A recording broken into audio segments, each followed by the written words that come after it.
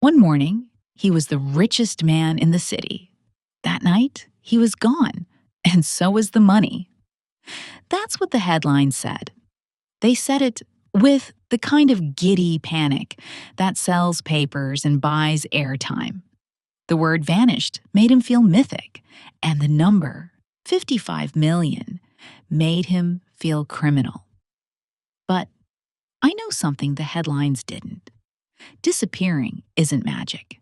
It's 1,000 tiny choices you make while pretending you're not making any at all. It's learning how to hold your breath for long enough that everyone else stops watching your chest rise and fall. It's love averting its eyes because loving him meant accepting that I could never quite tell. When the performance ended and the man began, I met him when the city still believed in him. When the street banners with his face, young, razor bright, blew like flags on the boulevard where he'd built his empire brick by glossy brick. He'd climbed harder and faster than the rest, and people called it genius because saying luck hurt their throats. He taught me to say genius too. He taught me to say everything he needed to hear. I learned the anatomy of his days, mornings preened in mirror silver elevators, afternoons in conference rooms that smelled like wealth and fear, nights that glittered with the soft violence of success, its chandeliers and champagne and rooms full of people who admired him just enough to forgive the cost of admiring him. I learned how to match my breath to his, how to be the quiet space where he could land after falling upward all day. On the last morning, he kissed me before coffee. It was a clean, sure press of lips, and when he pulled away, he said, "I'll be late." I could tell by the lilt in his voice that he wouldn't be home until the kind of late that makes new promises and breaks old ones. He left his scent in the hallway like a rumor, and I watched it fade as I buttoned my blouse. The city was his stage, and today he would make it gasp. He walked into the office like he owned the sky and told his people the quarter was a masterpiece. He gave interviews, signed papers, walked the trading floor like a high priest of returns. I watched the footage later. His hands were steady. His smile was the bright blade he always kept polished. He looked like a man who could keep the ocean in a glass. He looked like a man who loved me. By nightfall, he was gone, and 55 million was a ghost that had once been money. The first call came from Olivia, our head of PR, a woman who could talk glass into becoming mirrors. "We've lost him," she whispered, as if saying it too loudly would conjure him. There'd been a fire, small, dramatic, theatrical, near the marina, where he kept nothing and everything. His car's frame, a charred cage, sat under a halo of ash. The phone, the watch, the cufflinks, all present and ruined, the way a scene designer would ruin them. The eyewitness who saw smoke, but not the man. The cameras that missed him at precisely the right hour. The way cameras fail when given incentive to look away. And my husband, my once forever unreachable. As if unreachable were a word he had been practicing for months. I didn't cry then. I did something worse. I stood perfectly still in our living room and listened for him like a superstition. The city kept breathing. Siren stitched the night. On the mantel, the clock he loved, a heavy brass thing shaped like an anchor, kept time with a stubborn tick, refusing grief its grand pause. I poured a drink that tasted like a lie and swallowed. I imagined 1,000 roads radiating from the marina, all of them wearing his footprints, all of them leading to a version of him I couldn't reach anymore. Men like him don't die easily. He'd told me that once, with a grin that made caution look provincial. I don't die, he said. I pivot. That night, he pivoted into a rumor with my love wrapped around his throat like an expensive scarf. When the police came, soft shoes, hard questions, I answered everything I could. When the FBI called, hard shoes, softer questions. I made coffee and did not spill it. He's a showman, I said. If he wanted you to believe he burned, he could make you believe it. They didn't write that down. They wrote down that I looked tired. They wrote down that I didn't cry. They wrote down 55 million and circled it in their notebooks as if it were a bruise they could press until it confessed. He'd always said the number out loud like a dare. 55, not 50, not 60, 55. It sounded like a code.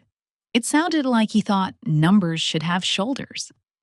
He called it working capital when the lights were on and calling it. That made it legal. And he called it ballast when the lights were off and calling it that made it honest. I'd asked him once what ballast really was. Not the dictionary meaning, but his. It's the weight that keeps the ship's beautiful lies afloat, he said. You don't point at the ballast during the tour. You point at the dining room. That was the first time I wondered if I was the dining room. The day after he vanished, I went to the office because grief and scandal both need a place to sit down. People looked at me as if I were a siren or a bomb.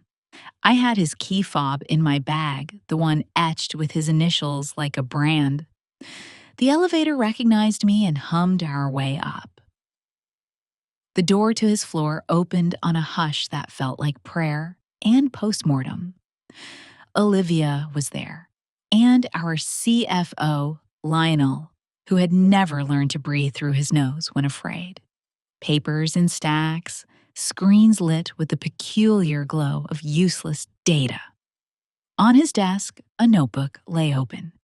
He used paper when he was telling himself the truth. It was almost blank, a single sentence. You can't outrun the mirror. I closed the book because I preferred to choose when the mirror happened. Then I did what the wife of a vanished man must do if she wants to keep from drowning. I moved. I went to Lionel's office and asked to see the accounts. He blanched, as if I'd asked to see his childhood. We should wait for counsel, he said, every syllable tidy with terror. Counsel is for later, I said, already reaching for the stack. Lionel hesitated, and then he gave me everything because I used my husband's voice. I hated that it worked. I loved that it worked.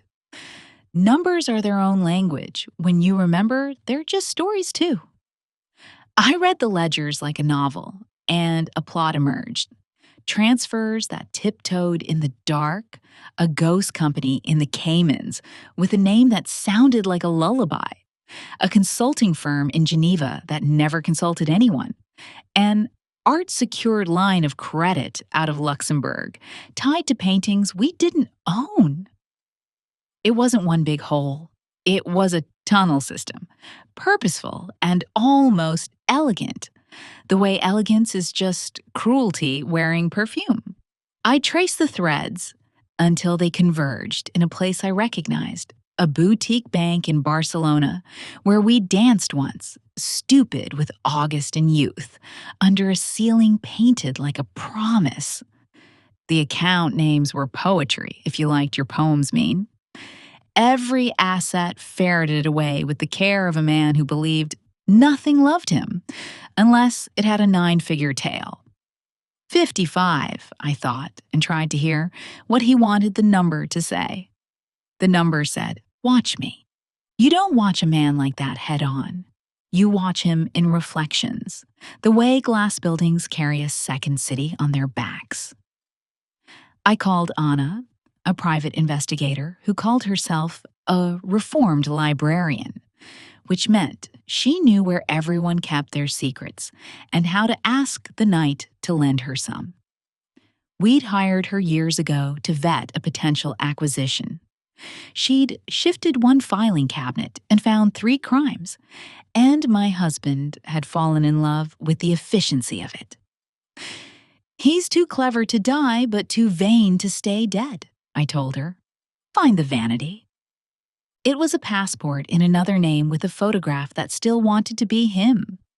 A flight to Lisbon, booked by a third party from a cafe where nobody ever looked up.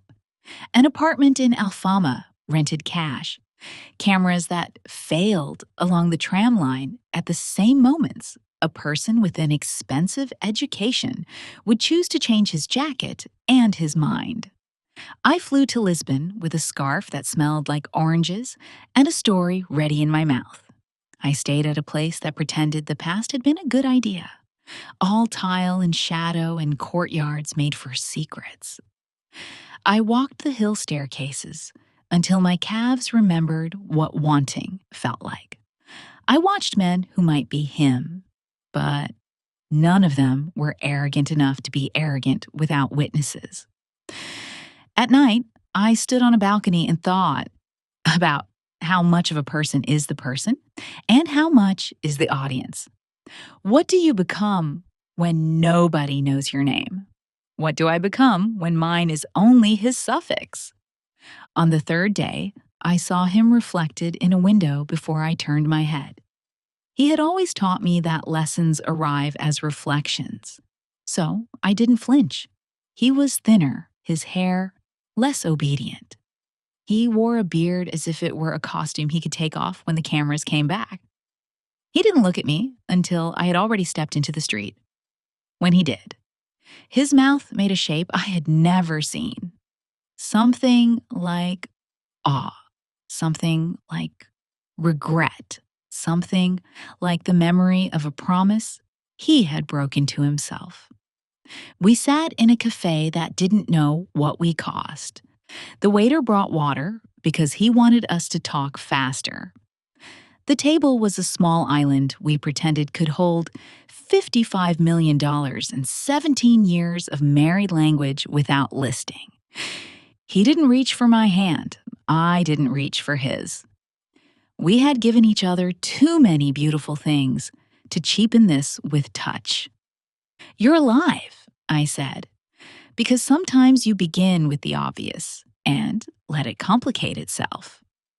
"Only when I'm with you," he said, because sometimes he liked to be cruel with something he would call poetry. "The car," I said. "The marina." "A friend owed me a favor," he said. "A friend who owes me more now." "The money," I said. He leaned back, the chair complaining softly. "What if I told you? It was never about the money." "I would tell you that only people who can reach it say that," I said. He smiled then, the smile that used to make rooms behave. "It was about the possibility," he said. "It was about seeing if I could pick up the city and place it back down an inch to the left, and nobody would scream." "People are screaming," I said. "Are you?" he asked, and for the first time, there was an old plea in his voice, the one that used to ask me to tell him he was good, and I was lucky, and all of this would last. I wanted to scream. I wanted to take his face in my hands and ask it if it remembered me. I wanted to ask him what he had been born missing that the world could never quite give him. I wanted to stand on the table and call his name until it cracked. Instead, I asked, "Do you remember what you wrote in your notebook?"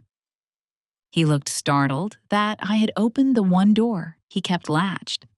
"Remind me," he said, even though we both knew he remembered every word he had ever written by hand.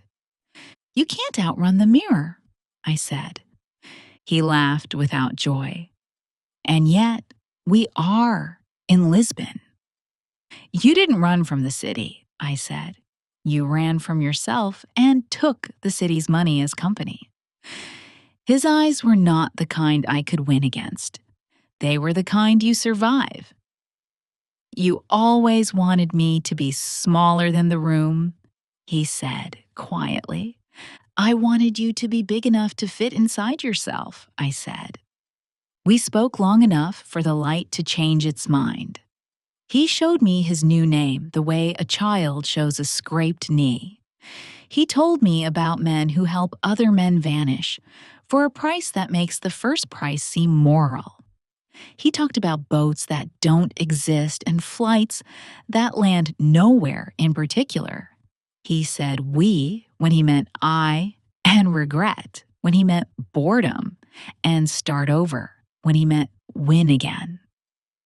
I watched his mouth form these words as if I were studying a foreign language I had once been fluent in. When I asked if he loved me, he said, I love the part of me that is only possible near you. When I asked if he missed the city, he said, the city is a mirror too.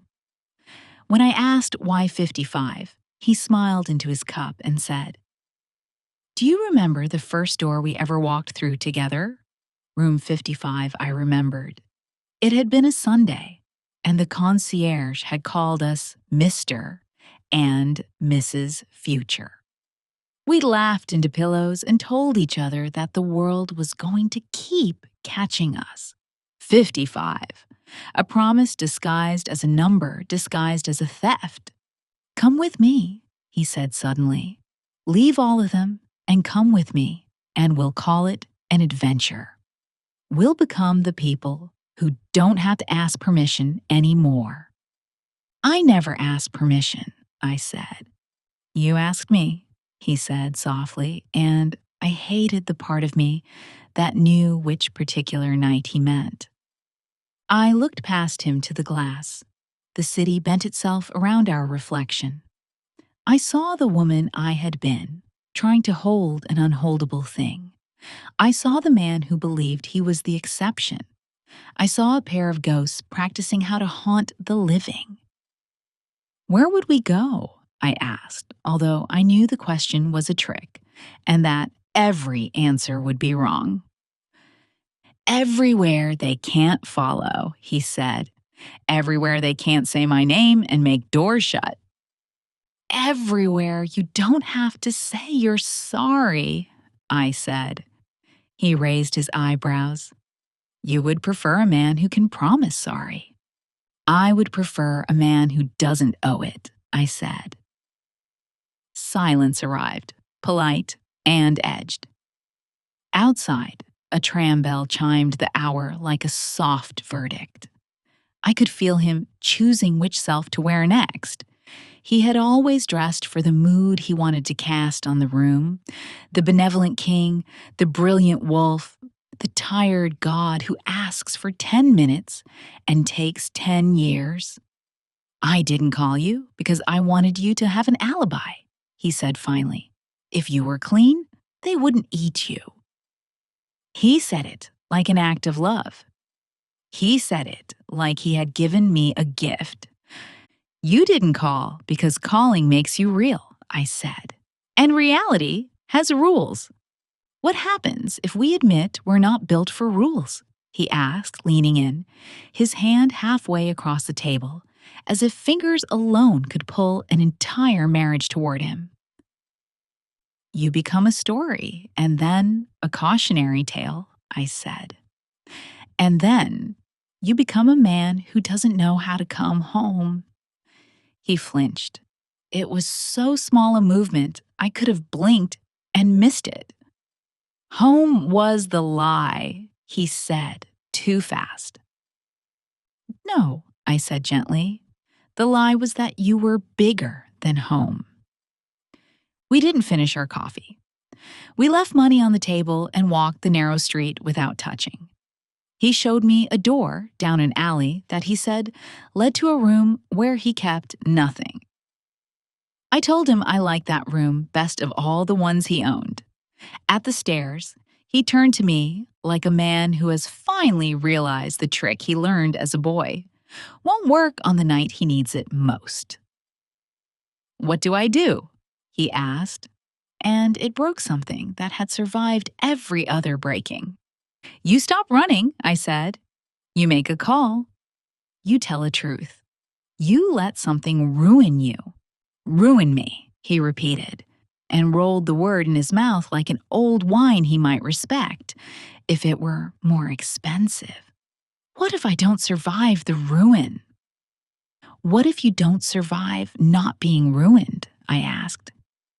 He leaned on the wall, and the wall held. For the first time since we were 23, I watched him look scared of the thing he had made. He had always believed that fear was a lack of imagination, and now he stood there with all his imagination and not enough fear. He looked at me the way men look at the last light in the last window on a street they shouldn't have turned down. If I call, he said slowly, I lose everything. If you don't, I said, you lose what little you have left that's worth anything. We parted like a coin being forced into two halves. He kissed my cheek, and the kiss felt like exactly what it was, the last beautiful thing a man offers before he finds out who he is without his beauty. I went back to my hotel, lay down on a bed that hadn't learned my name yet, and stared at the ceiling while the city sang below me. I waited for the phone to ring. It did. Not his number. Anna's. They have him, she said, voice the kind that doesn't breathe until the sentence is over. Not officially. Yet, but they will. He made a call. I closed my eyes. In the darkness, his outline was still a city I could navigate without a map. He had called. He had told the truth. He had let something ruin him. I didn't know if he did it for me or for the man in the mirror he had been unable to outrun. I didn't ask. The thing about Scandal is that it loves an ending, and the thing about love is that it doesn't.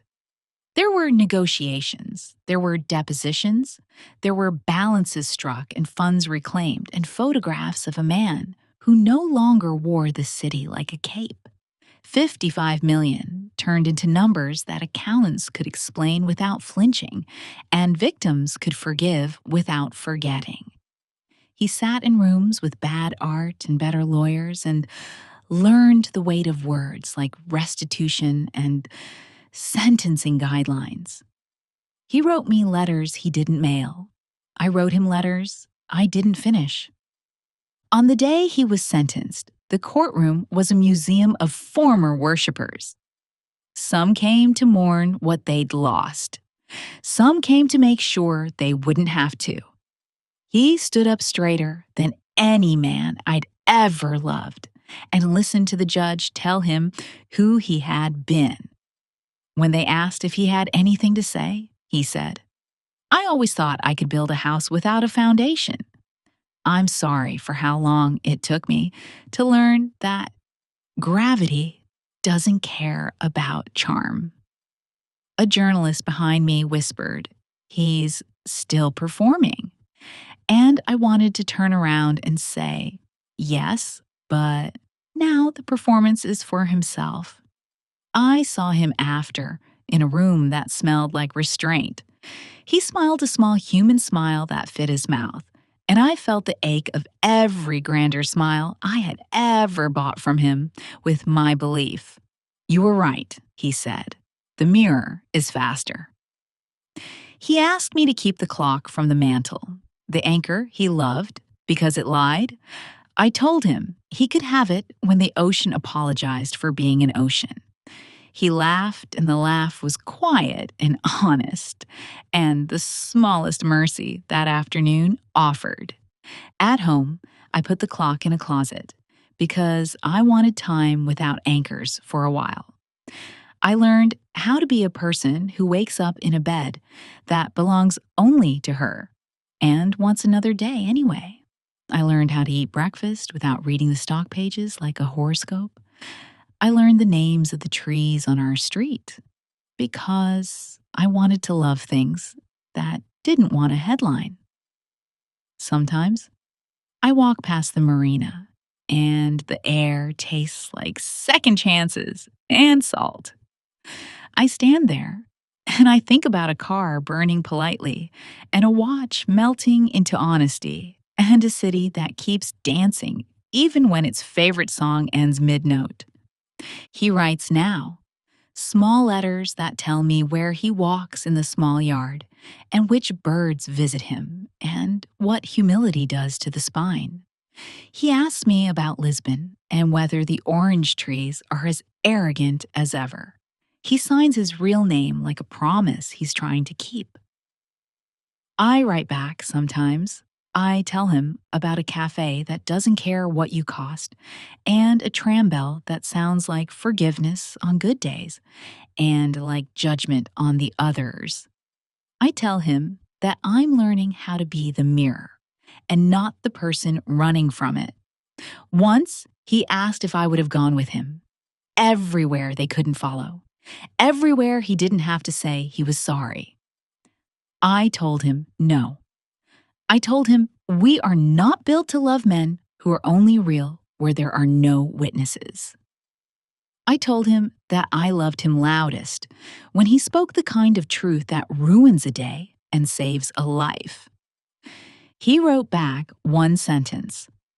I used to build rooms for my legend. Now I'm trying to build one that can hold my name. That is the part the headlines will never print.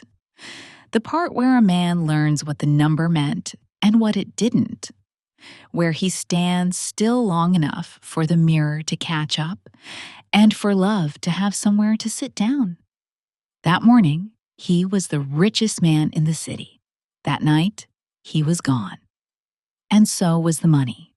But a year later, on a plain afternoon with no chandeliers and no cameras, he wrote his name without wincing. And I said mine out loud in my kitchen, and it sounded like a beginning.